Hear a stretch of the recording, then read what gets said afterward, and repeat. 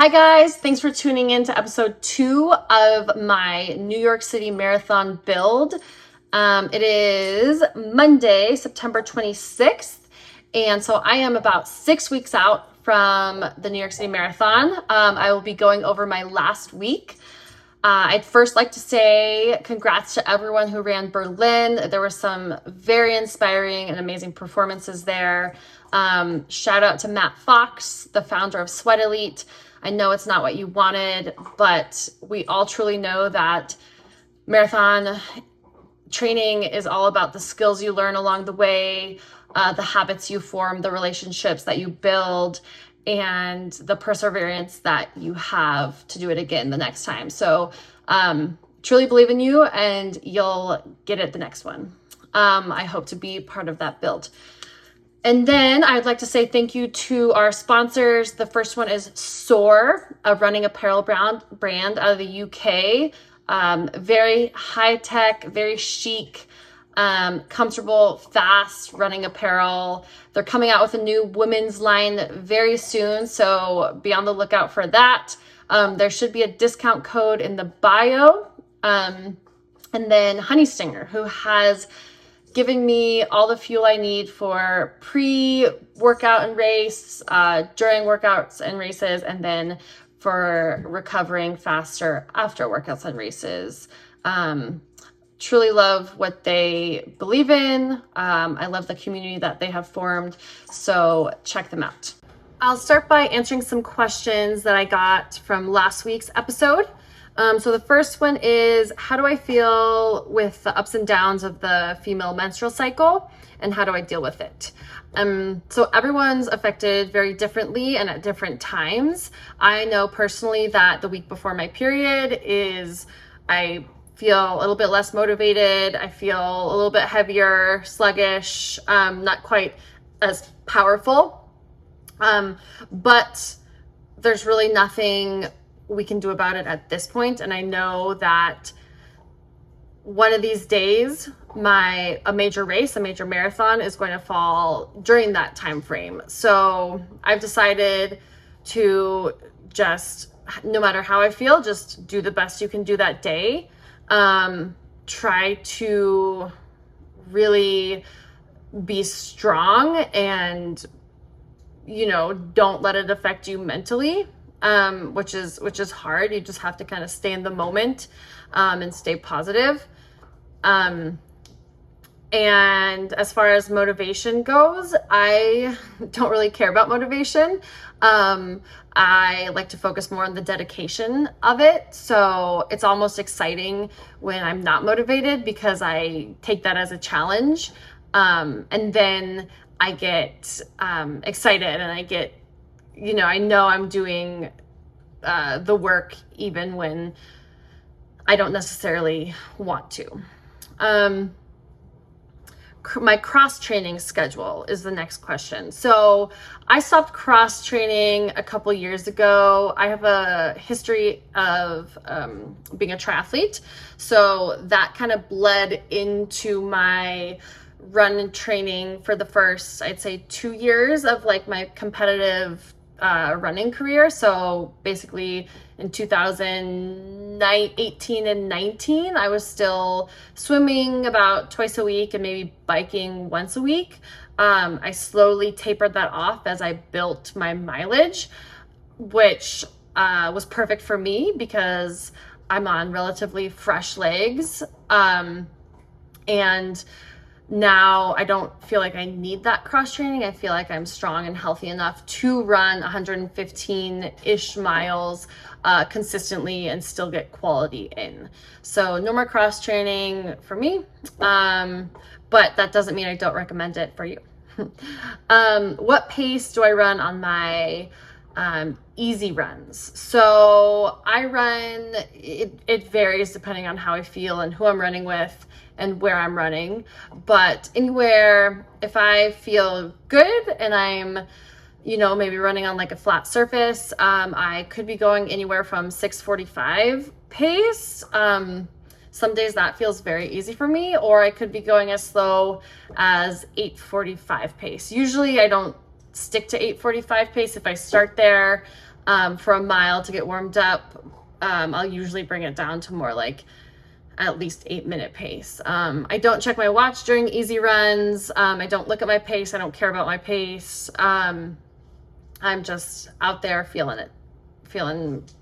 seeing how my body feels. Okay, what does a quality long run mean? So a quality long run, yeah, I think I mentioned that in my last episode. Very vague. Basically, it just means there's some sort of high intensity in my long run. I'll give you examples of what we do for most of our quality long runs.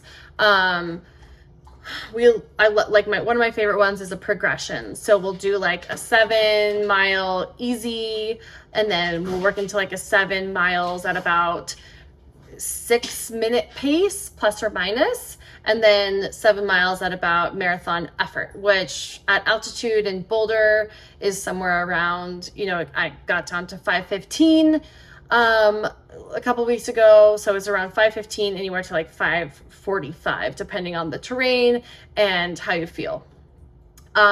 We do a similar one, except for it's a very short warm up, maybe 1 to 2 miles. And then you go right into a 7 miles at moderate. So, that means like 6:15 to 6:30. Then you go 7 miles, just below 6, and then 7 miles, once again, that marathon effort. So that tires your legs out a little bit more, and then you really have to work hard to get down to that marathon pace or effort, depending on how you feel.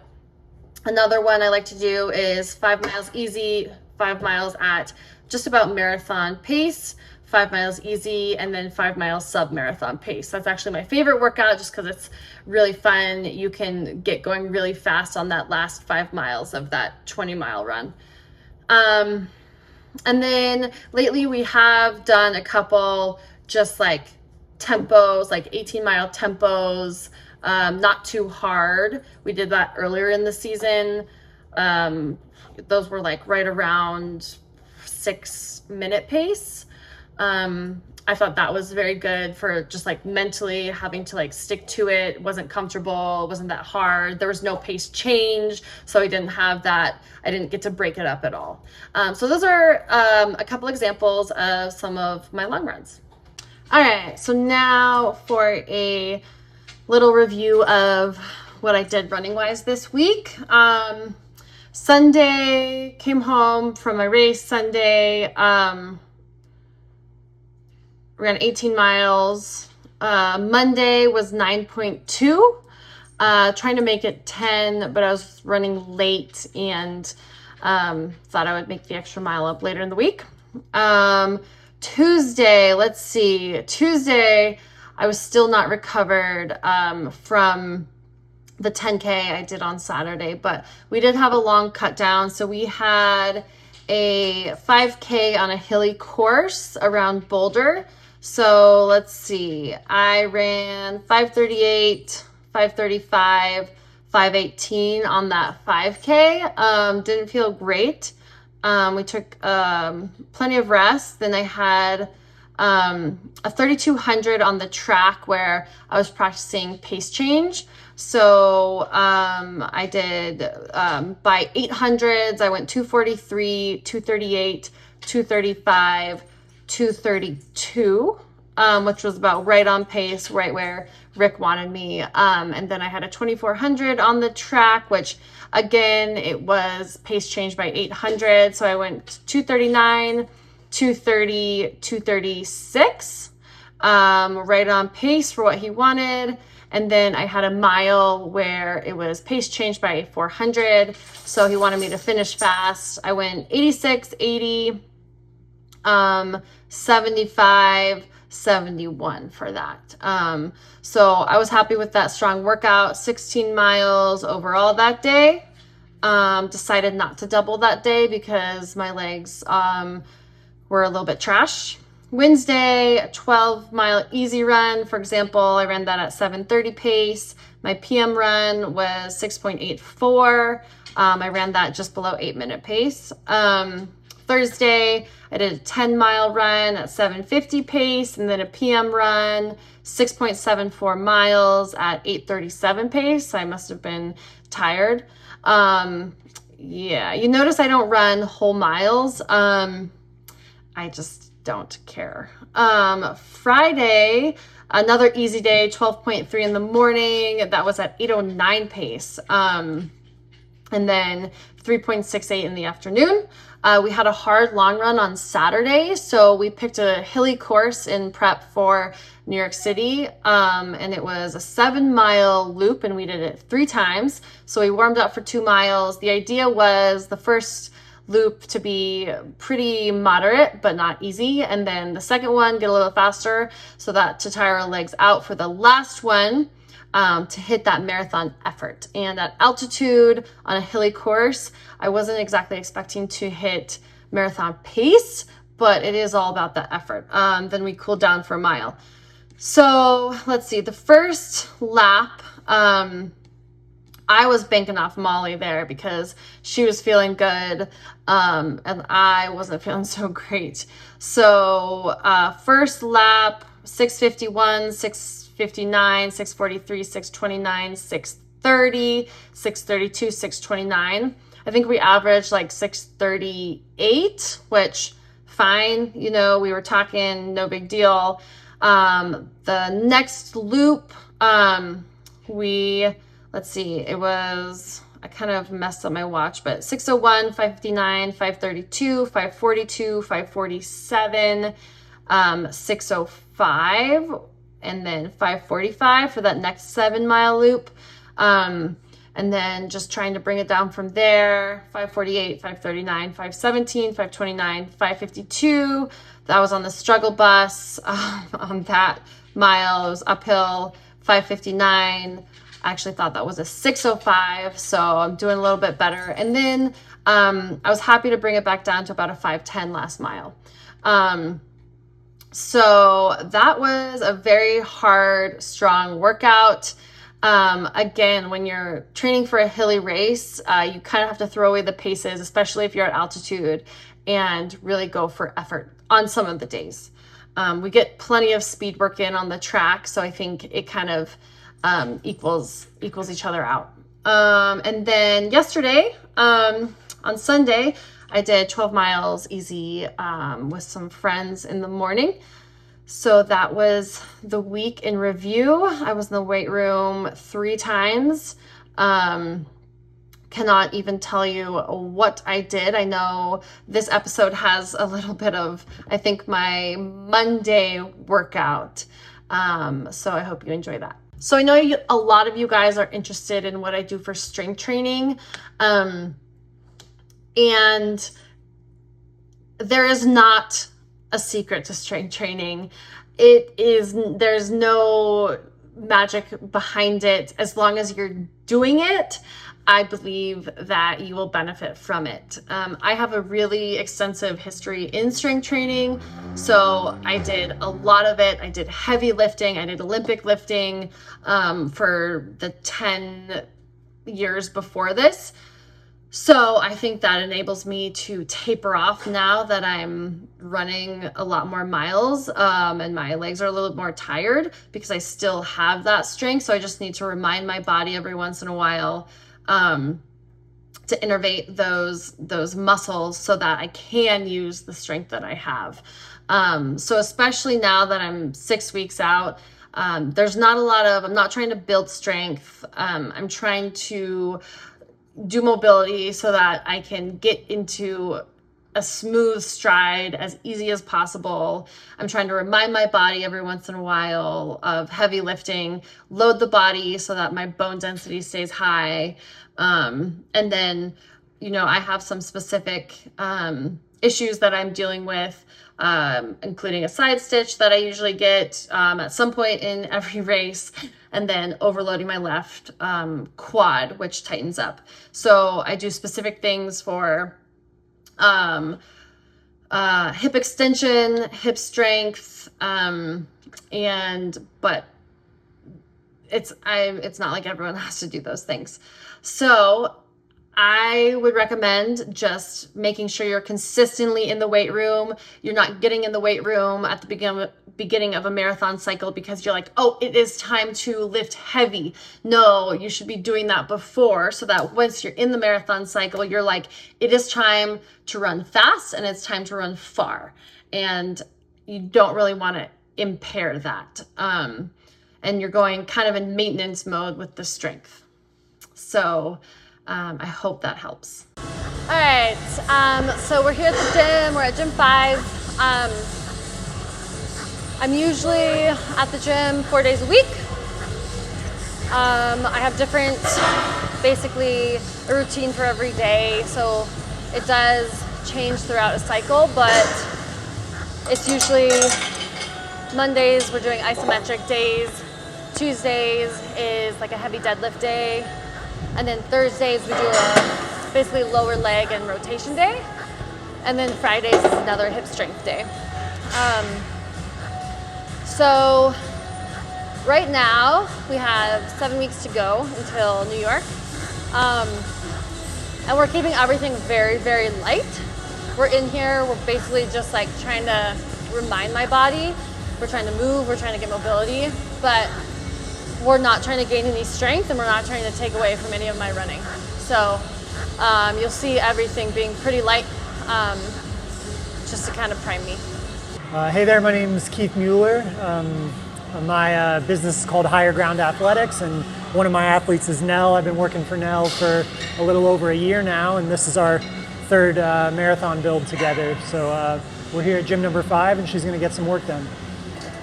First one's that kind of flat foot where we keep things on the ground for as long as you can on each one and kind of groove the ankle. The second length of the room is that standard sled push, driving off the toes.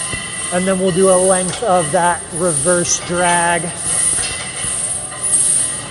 We're not leaning back, we're sitting down and then pushing off the toes. So we'll do one length each and then we'll probably do it again for 2 rounds. So Nell's warming up on the sled. Our kind of meat and potatoes for today is gonna be building up to a heavy 8 steps with the sled. My legs are tired. I guess it is, what is it, Monday? So I raced on Saturday.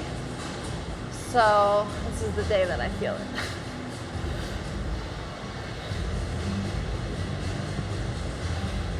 As far as like strength stuff, there's a lot of things we can do in the gym. One of those is max effort, this idea of like eliciting a maximum possible contraction.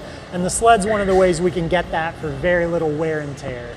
So now as we kind of wind down toward a marathon, Nell will probably alternate weeks for her max effort day between something like this on the sled and then a heavy deadlift from the floor with pretty high handles on a trap bar. I forgot my shoes. My shoes are like really squishy. It's okay. I noticed you used my picture in that thing. Yeah. Where you're like, sometimes we forget lifting shoes. Yeah, not just you, but Matt too from Yeah. Sweat Elite, like the video with Deadlifting. with him picking up a heavy deadlift. He was in like squishy shoes. We just, yeah, sometimes you forget and you just roll with it. Well, I usually go barefoot. Unless I'm pushing a heavy sled. Okay, so 8 steps, but we'll drive off and get it moving first. So 2 feet, pushing it forward, and then 8 steps is for each leg. So get myself set, drive off and get it moving. 1, 2, 3, 4, 5, 6, 7, 8. And then we'll add weight and do it again and on and on. How many sets do you want? Until we get up to the heaviest one that you can move. Right yeah. now it'll be fast, and I want it to be as fast as it can be, but as it gets heavy, it won't be able to be fast anymore. It'll be much more of a grind. The reason we like the sled is there's no eccentric to it. There's not a lot of wear and tear, not a lot of impact. It's just kind of driving through.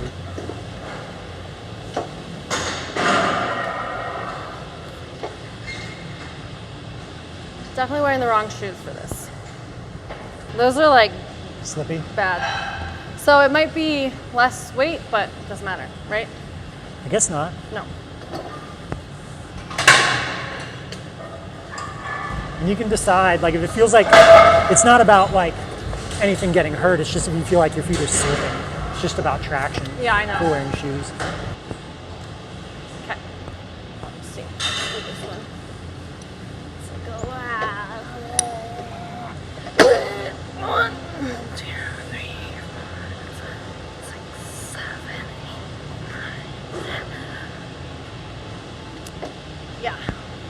I think that'll work. And we don't need to bother. No? The shoes, yeah. You'll probably end up doing 2 more, maybe 3. 2 more? Okay. Definitely like it's hard on the bottom of the feet. yeah. But it's okay. It makes me tougher. I mean, at this point, when we're not really trying to build anything new and just give you exposure, when in doubt, just do less. So we'll do 1 more, see how it goes, and then decide when we want to call it just something that feels heavy for the day.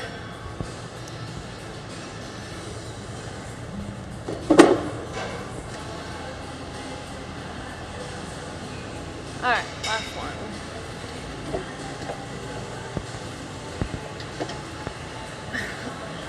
One, 2, 3, 4, 5, 6, 7.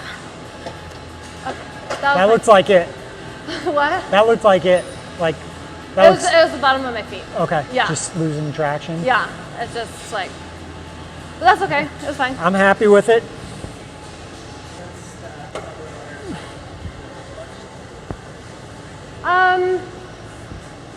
I was recommended to take amino acids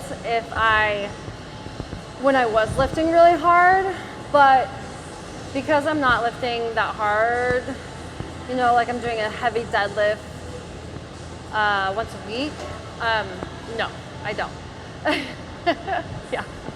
So that's a good question though, actually. It's a great question. But yeah, I think if I was still doing like these like super high intensity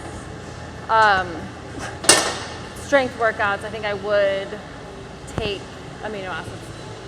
Usually Keith doesn't move the weights for me, but for the camera he's being nice and moving the weights for me. So everyone knows. I usually do my own heavy lifting. This past spring, kind of going into Boston, coming out of Boston, Nell just felt beat up. And there are a few circumstances that kind of led to that, but one of the things that we're doing to try to react to that is just shut things down in here a little bit earlier than we would otherwise. So we're kind of in maintenance mode, and after we've done that sled and gotten some exposure to something heavy, we just have a few movements that we're trying to keep in the rotation because we know it's stuff that keeps Nell's body feeling good. So we're just doing some of the classics. So here, we're just like going into this pronation position, and then I'm doing like a 5-second isometric at that pronation position, helping this dorsiflexion, strength and mobility, and then going up to a supination, and I'm keeping the ball of my foot on the ground, but I'm making my arch as high as possible, and it's basically just like, you know, strengthening that arch and getting strength and mobility in that supinated position, which we need when we run. So we're in the supinated position, and then we're collapsing through, and then my arch basically goes flat, which is kind of what we're looking for. And then right now I'm pressing down through my forefoot, kind of like I'm gas pedaling a car. And then coming back up, getting that arch high, keeping this ball on the ground. And I'm getting basically a burn through all of it. So a little bit harder than it looks, I guess. So Keith, how many people do you do this with? Do you think everyone kind of does this one? I think everybody gets exposed to it on some line just to like feel what it's like to have a bunch of tension in those positions. Yeah. I think for you it's been a mainstay because we're still just trying to build up the ability to have a strong supinated arch. Like it doesn't matter that much what position somebody's feet kind of lives in as long as they can access both. Nell's got relatively flat feet. I'm a high arched person, but as long as you can get to both ends and create a bunch of tension there, you're golden. So yeah, I want somebody to be able to feel what that's like. And honestly, to me, like I've told Keith this before, but when we do a lot of like lower leg mobility and strength, it loosens up my hips. Like it is like the best thing. Like I walk out of the gym and I'm like I feel great in my hips. So I think it really shows like how connected it is up the chain. Yeah, there's a ton of interesting stuff to be said about the foot and this idea of grounding and how your interaction with the ground helps your brain kind of know where you are. It's definitely like above my pay grade, but I think that I've seen stuff all over the place about how people's passive range of motion will increase one moment to the next if they give themselves some sort of grounding feedback, whether that's the foot on the wall or something like that. So that idea makes sense. I know it makes my feet feel really good, like super kind of supple when we do this type of stuff. So not related to this belt squat movement, but the thing we're pairing it with is this slider body saw plank.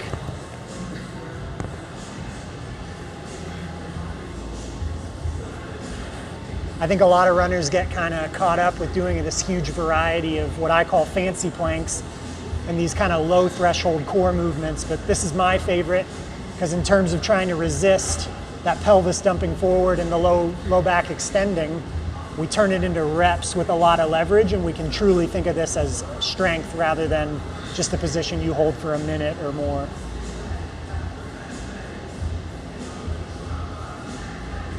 Oh no. Are you doing 6 or so? Yeah. And a couple more just because. I think the core demand of running is way overblown. I think it's easy for people to like try to make that a priority, but the real thing you need strength for is this anti-extension, just to be able to keep that bowl of water that is the pelvis kind of from spilling forward. And if somebody can do 6 really good range of motion reps, they're good, and they just need to maintain that. And you've had that since day one. You just had to do it every now and then and try to keep it. You also have like an insatiable desire to put more weight on this every time. Like I could put probably all the weight on the gym, and I would still be like all the belt squat stuff. You just keep adding. I've like done this with like big guys before, and they're like, I can't handle it, and I'm like, like belt squats and stuff like that. No, just like put the belt on. Oh, and even the march one too. Sure, you march way heavier than I do. I don't really know what that means. I think, I don't know, like maybe I can tolerate a lot of like push down on my body, you know? I think you just like how it feels on your feet, so you deal with it. Oh yeah, I think so too, maybe. So I was talking to like a diet nutritionist the other day about, you know, like most girls that I compete against are 30 to 15 pounds lighter, right? And so like, what does that mean for me? And like, why can I compete against them? And it's clearly because I have more muscle, right? So I have more power. Oh, sure. I mean, the way I'd put it is like, if you're carrying more absolute weight than somebody, the reason it's not that big of a deal is because the weight you're carrying is carrying itself. Right. It's part of what propels you down the road. Right. But I guess my question is like, what does that mean as far as like strength in the weight room? Like, does that mean that like I like need to be in the weight room more to maintain that because I do have more mass? Or because it's so hard to lose muscle, but if I don't, is all muscle equal? Like if I still have that muscle, is it doing the same amount as if I'm not training it as much? Oh, sure. I mean, yeah, that's part of why we do what we do in here. Yeah. Like if we stopped doing the sled and maybe you took 6 months where you never did anything more than weight you can do 10 reps with, so like never anything heavy, then we would probably see a decline in your ability to recruit more of what you got, regardless of whether you have more fibers than somebody else or more muscle mass than somebody else. Yeah. And that's the big thing is like most people, especially if you're in a sport where weight does matter, you don't want new tissue. You want to get better at commanding what you already have. Okay. And that's more neurological. Yeah, that'd be the perfect term for it. So that's more like, let's load you like every so often, so you like you remember how to like recruit that muscle, but it's not necessarily like getting stronger.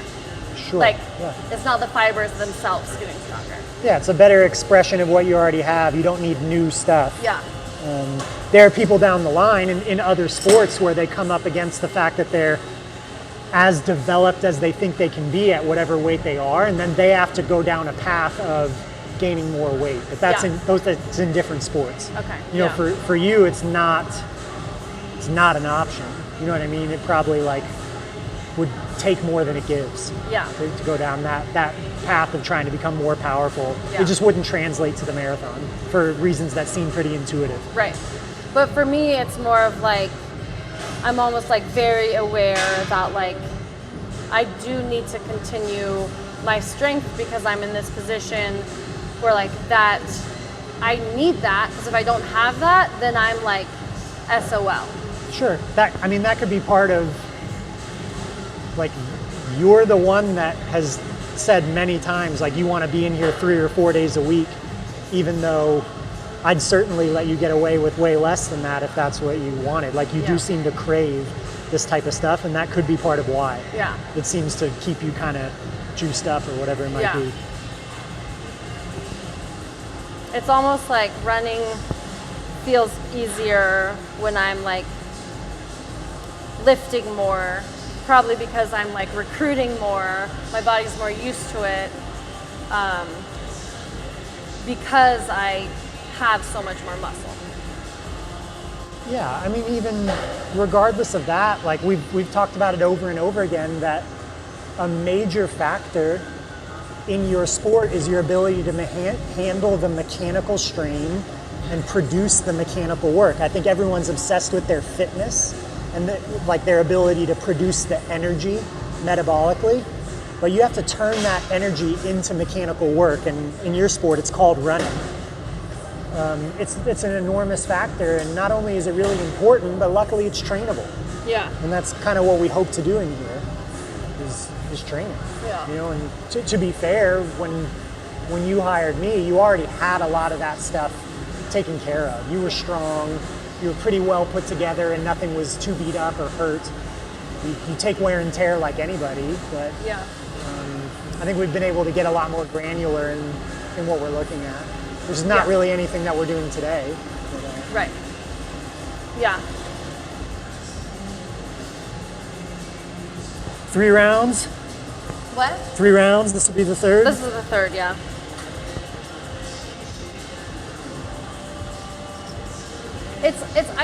It's so interesting to me because I feel like you can come at like hills at like so many different angles. Like, you know, a lot of the people that are good at hills are like really little.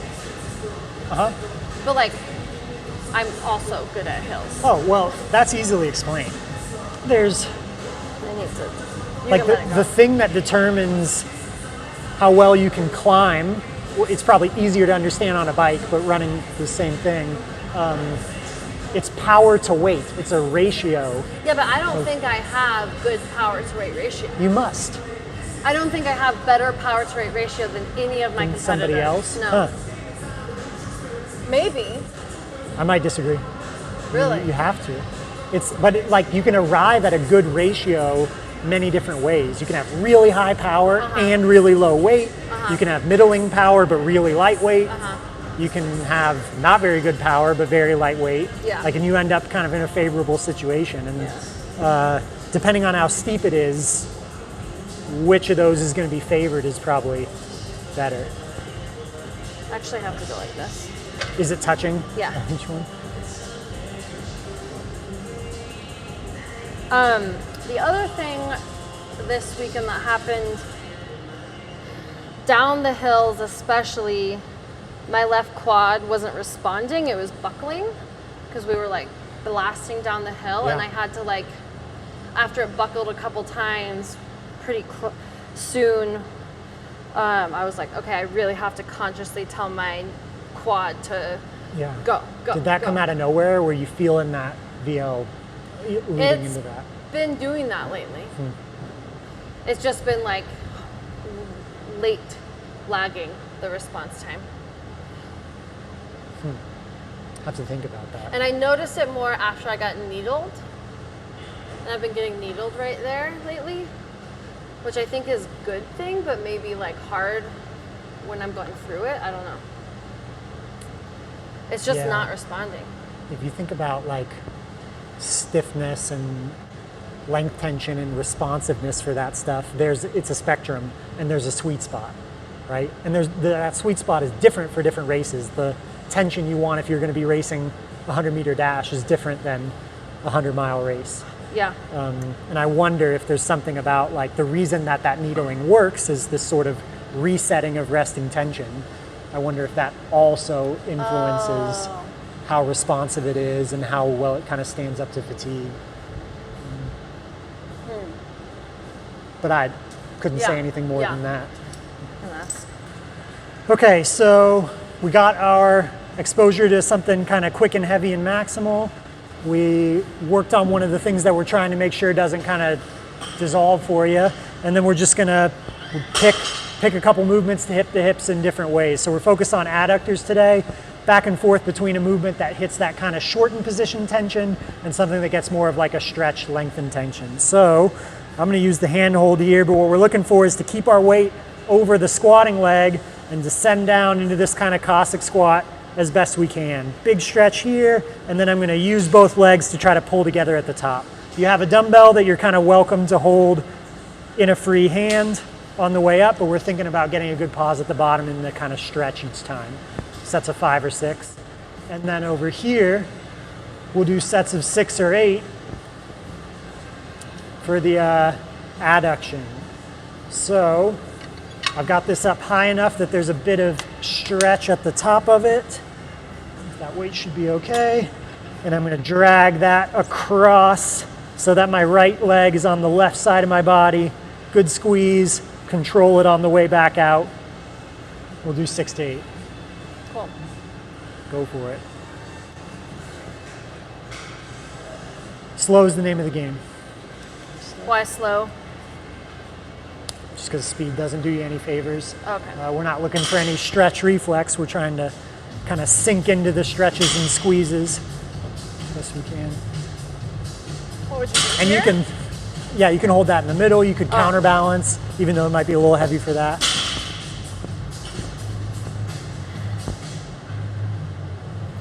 So, Keith, the question I get a lot, because, you know, I coach a lot of different kind of runners, but a lot of them are scared of strength because they're either like, I'm already big, like I get this question a lot. I'm already big, how do I be strong but not gain weight in the gym? Question mark? Question mark. How would you describe it to them? I mean, the way I've described it in the past is like people who are gaining muscle are having to work really hard to eat a lot. Like,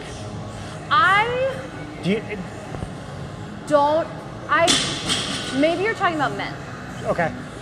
But I think there are so many different types of people because I've been described this before, and me and my friend Nicole, who are like pretty muscular, we're like, I think we gain muscle fairly easily, even though, you know, I run 100 miles a week, say, you know. Yeah. So I think there are such different kind of people that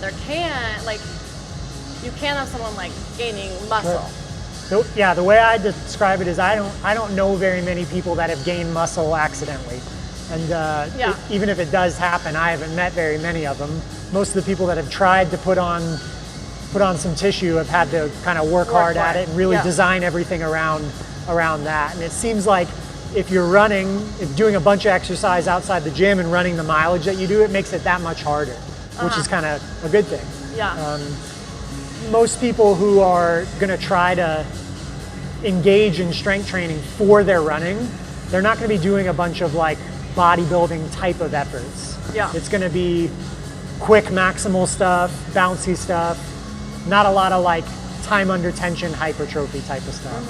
So most people, I'd say you might gain a pound or two of muscle over time, but most of that stuff is going to be muscle in places you might have needed it. Yeah. And then the other thing is like, there's the mirror and there's measurement of kind of girth of your limbs as far as gaining muscle. But if we're just looking at like body weight scale, just gaining a couple pounds doesn't mean much if what you gained was bone density or tendon thickness or things that are really, really useful to you. It's just not as cut and dry as that. Yep. Another good lesson I learned, which I can share while I'm doing this thing. That should work for your right leg. Are these sets of how many? Like 6 to 8. 6 to 8. Another good lesson I learned that I was And get a big squeeze on each one. Keith this story. Last week was I went in, I got a free DEXA scan, which measures your body mass and like how it's distributed. And my DEXA scan came back higher than I would have like hoped for, right?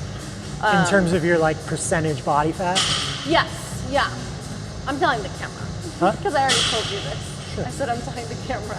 I'm helping. Oh, okay, pretend. And so yeah, it was high on the higher end for like an elite level female athlete, right? And so I kind of panicked because that's the gold standard apparently in testing your body fat. And then I kind of went through this week where I was like, okay, well, I need to lose this many pounds of fat, but I want to do it correctly because I don't want to blow up. Like, I don't want it to affect my hormones. I don't want it to like affect my future. So I went in to this nutritionist and I talked to him, and he put me on an InBody, which is his own machine that also measures body fat. And he got the results, and he was kind of like laughing nervously because I had told him what my last result was and why I was there. And he was like, I've never seen a girl this lean before, and it came back really, really low, like unhealthily low. And so after that, I really like, I was like, okay, I've lost the point. I need to like refocus on like the actual goal, which is running fast and not like being smaller. So I thought that was a really good lesson. Sounds like it. So we're right back where we are a year ago. It's like not worth. So yeah. And realistically, given that those were two different like measurement methods, the real answer is somewhere in the middle. Right. And it's probably in the low end of the middle. That's what I'm telling myself. Yeah, it probably is. It's got to be. Yeah. I mean, that's the other thing. Like, I'm running faster. Like, my workouts are better. I feel good. I'm healthy. So, like, probably don't make any big changes, right? Yeah. I mean, trying to get leaner is a falling knife. Like, you're trying to catch a falling knife, and you can really end up on the wrong side of it. Yeah. Okay, so we're through that, and as far as like the layout for the rest of the week, we've got you. I actually don't remember if you're in here on Friday. I think I might have it like TBD, or it's a bunch of more slider stuff. Yeah. But you have 2 dynamic effort days. So if we think of this as max effort where we do something briefly really heavy, dynamic effort would be thinking about really high force, but we have the constraint of doing it quickly. So your dynamic effort day in the gym, you have those isos we've been doing along with a variety of jumping. But then your other dynamic effort day that I understand Nate is going to go film with you is some plyometric stuff on hills. So as you'll see, you do have like uphill bounding, some uphill sprinting, and some downhill strides. And our goal there isn't really the metabolic part of running, it's the force demands of running, where you're able to just think mechanically, what's it like to really power myself up a hill with hip extension, not having to worry about hitting like a certain pace. It's just kind of short, high power type of stuff. So you can call it like plyos, or you can call it sprints, that kind of all goes together. But we got a dynamic effort day in the gym and dynamic effort day out on the roads.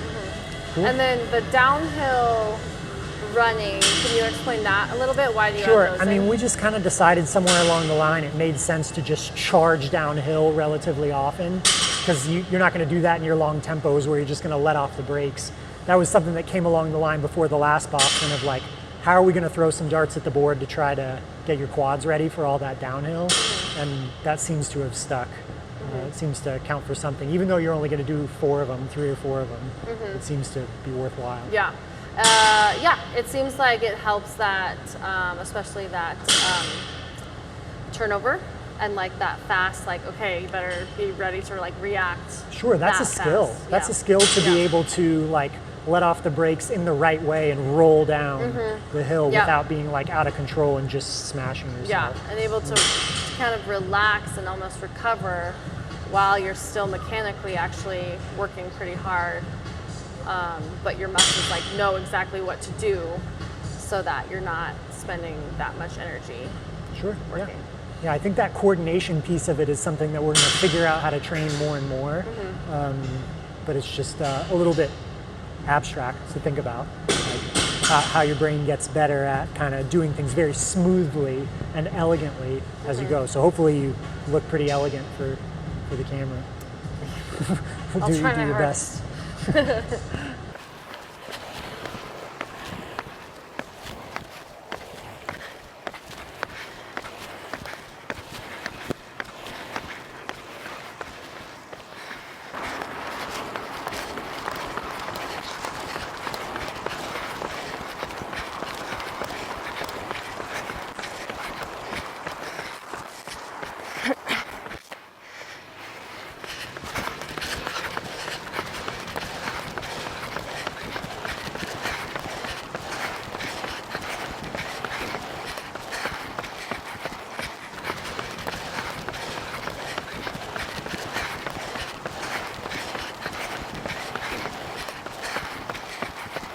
Anyways, I hope this episode was valuable. Please ask any questions, and any feedback is welcome. Thanks, guys.